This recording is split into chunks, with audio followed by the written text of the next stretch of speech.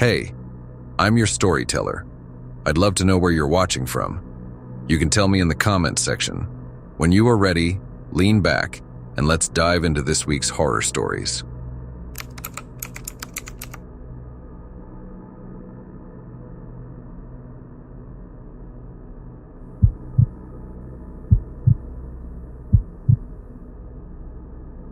This happened back in my junior year of high school during a lockdown. I'll never forget it. It started as a regular day. We were in fourth period, English class, when the first announcement came over the intercom. Attention staff and students. We are going into a precautionary lockdown. Please secure all doors and remain inside. At first, nobody seemed that worried. We'd done lockdown drills before, and half the time they ended up being nothing. Just a precaution if something was going on outside the building. My teacher quickly locked the door, turned off the lights, and told us to move to the corner. I'd been holding it for a while, so I asked if I could run to the bathroom before things got serious. She hesitated, but since the announcement didn't say code red, she let me slip out quickly.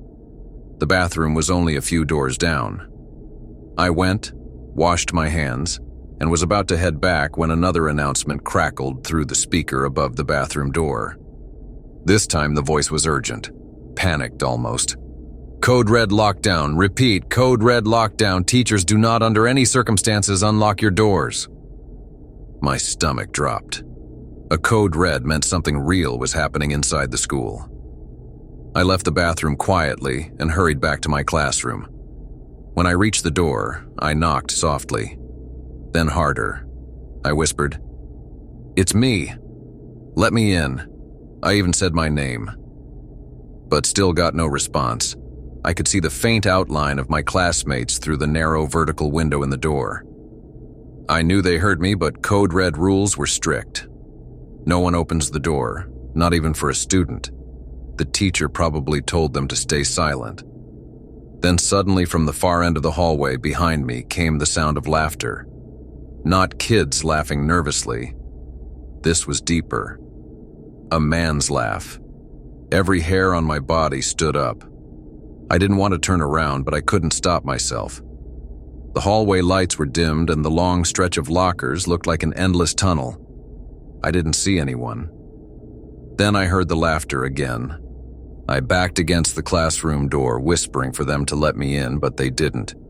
The laughter echoed another time, followed by the sound of someone walking in heavy boots. Whoever it was, they weren't in a hurry. They were taking their time. Was this the reason why we went into lockdown, I thought. My instinct screamed at me to hide, so I darted toward the nearest intersecting hallway and crouched behind a row of lockers. My heart was hammering so loud I swore it gave me away. The footsteps grew louder. I peeked around the corner just enough to see a shadow stretch across the floor. It was long, tall, distorted by the dim lights. I couldn't make out a face, just the silhouette of someone standing in the hallway, head tilted like they were listening. I held my breath. Seconds felt like hours. Finally, the footsteps started moving again, but not away. They were heading toward the bathroom I'd just come out of. The laughter echoed one more time before the sound faded into silence. I stayed there, crammed against the lockers, until my legs went numb. I didn't move until I heard cop cars show up. A few minutes later, the all-clear signal was given over the speakers. By the time teachers opened their doors, the hallway was bright again and completely empty. No man, no sound, nothing out of place. The police didn't tell us anything, just that a suspicious man had been seen entering the building. When I got back into class, everyone stared at me like I was lucky to be alive. My teacher asked if I was okay, but I couldn't get the words out to respond. The school never explained what happened to the man. Rumors spread quickly. Someone saw a stranger outside. Someone swear it was just a police exercise with the school. But nobody mentioned a man in the hall laughing like a maniac. I never saw him leave the bathroom either.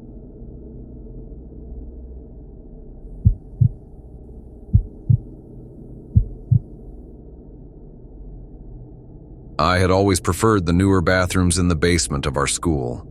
They were quieter, cleaner, and honestly, I liked the feeling of privacy down there, away from the crowded hallways and noisy classrooms. That day, I had just slipped in between classes, thankful for a few minutes alone when the lockdown alarm blared over the intercom. We'd had drills before, but the tone of this announcement didn't feel like a drill. The principal's voice was tense, clipped, urgent. Lockdown! Lockdown! Remain in your rooms and secure yourselves immediately. The hairs on my arm stood on end as I realized I wasn't in a classroom. I was alone in the basement bathroom. I ducked into the stall farthest from the door, fumbling to lock it. My heart pounded as I tried to make myself as small as possible, crouched on the cold tile floor. Minutes passed. The muffled sounds of footsteps above echoed through the basement, but I couldn't tell if they belonged to teachers securing the building, other students panicking, or something else. Suddenly, the lights went out. I yelped, dropping my phone on accident, but I caught it just before it hit the floor. My hands shook as I turned it on again. Everything else was pitch black. Then I heard the door to the restroom area creaked open. I pressed my back as far against the cold metal of the stall as I could. The steps came softly, barefoot on the tile, moving closer to my stall.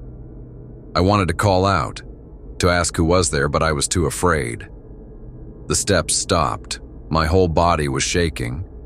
Then I heard a knock against the stall door. Panic hit me in full force.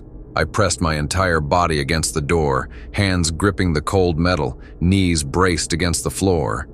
And then something pushed back. Slow, steady. Enough that I felt the pressure through my arms and chest. Tears burned my eyes as I shouted and screamed. I could feel it, whatever it was, just toying with me, waiting for me to crack. The pressure kept coming. It was relentless, and I clutched the lock like my life depended on it. And then, just like that, the lights flickered back on. All there was now was silence. Total, suffocating silence. I sank against the stall door, shaking, too scared to move, straining to hear anything at all. But there was nothing. I don't even know how long I stayed there, paralyzed. Finally, I dug my phone out of my pocket and sent a quick text to my friend. Come to the basement. Now, please. I don't know what's happening. Minutes felt like hours until I finally heard someone approaching. It was my friend Clark. It's okay. You're safe. No one's here, she said. Just having her there steadied me. I let my tears dry and reached for the door. I opened it slowly, expecting, hoping, for nothing, but prepared for anything. And there it was. Nothing. Completely empty except for Clark. The bathroom was normal. The tiles were dry, sinks unoccupied, stalls as empty as they had been before. My heart still wouldn't calm down, but at least I wasn't alone anymore.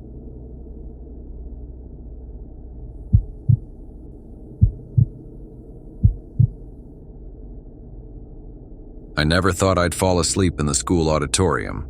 I had been staying late to work on a history project during one of those half-hearted lockdown drills, and by the time everything was quiet, I was exhausted.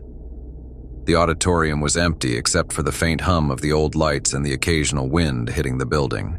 I curled up between two rows of seats, leaning against the edge of the aisle, and dozed off, thinking I'd only rest for a few minutes.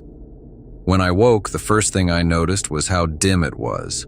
Not fully dark, just enough light to make everything feel distorted and alien. The stage at the front was a vague silhouette, and the rows of seats stretched back like a tunnel that went on forever. My head was pounding, and my stomach sank when I realized how disoriented I felt. I sat up slowly, trying to remember what time it was or even how long I'd been asleep. I stumbled toward the main stage, dragging my hand along the railing for balance, trying to gather my thoughts. My phone buzzed in my pocket. I pulled it out and nearly dropped it when I saw the time. 7 p.m. Messages had been piling up. A string of texts from my friends, a message from my mom asking where I was. My heart sank. I typed a quick reply to my mother, telling her I had fallen asleep at school and that I was heading home. I put my phone down and looked out toward the seats again. But sitting there was a dark figure in one of the seats farthest back, almost at the very end of the auditorium. I couldn't make out any details. No face, no clothing, just an outline of something solid, watching. I shook my head, thinking I was seeing things. I started walking toward the exit door on the near side of the auditorium. When I reached it and tried to push it open, it wouldn't budge. I pressed my palm against the metal handle and yanked as hard as I could, but it was locked from the outside. I looked back at the figure. It was gone. Convinced it was nothing, I moved cautiously to the opposite end of the auditorium, hoping that exit might be unlocked. As I was walking to it, I looked out toward the seats again, the figure back, and it was standing now, in the same seat it had been moments ago. I tried to call out, maybe it was some dude that was messing with me. But whoever it was didn't respond. The auditorium was completely still except for my own words. Both doors were locked, and panic started to take over. I wanted to run to escape, but the layout of the auditorium now seemed alien. The figure remained motionless for a heartbeat before it began to move toward me. Adrenaline kicked in. I turned and ran, weaving between rows of chairs, trying doors at the back. Corners I thought I remembered, but every door was locked. I was trapped, and the figure was moving closer with every step I took. Desperation made me look around wildly for anything I could use. That's when I noticed a stack of metal chairs in the corner near the stage. I grabbed the heaviest one I could lift. It was awkward and cold in my hands, and swung it against one of the large glass windows that faced the parking lot. It didn't break. I hurled it again. Still nothing. The figure was coming closer every second, just a few rows away, and though it still had no details, I could see the movement of its outline, and it was enough to terrify me. I grabbed another chair and threw it with everything I had. The glass finally cracked. A jagged fracture spread across the window. I threw another one and finally it broke entirely. My feet hit the cold concrete outside the school. I collapsed onto the ground, gasping for air. I looked back through the broken window, but the auditorium was dark and silent with no figure in sight. I scrambled to my feet and ran across the parking lot, not daring to look back again. My phone was still in my pocket, battery blinking low. I called my mom and tried to explain as quickly as possible, but I couldn't find the words to tell her everything. All I could say was that I had fallen asleep at school and that I was on my way home. When I finally made it back, safe in my room, I checked my messages again. My friends had been texting, asking if I was okay. I didn't reply. I just sat there, staring at the broken windows in my mind's eye, remembering how the figure had moved, closer and closer, until I had no choice but to act. I never went back into that school after hours again. The auditorium was always the same. It looked empty, ordinary, harmless. But I can't shake the image of that dark figure standing at the back of the room watching and waiting. Even in the daylight, I swear sometimes when I pass the school in the evening I can see something move in the window.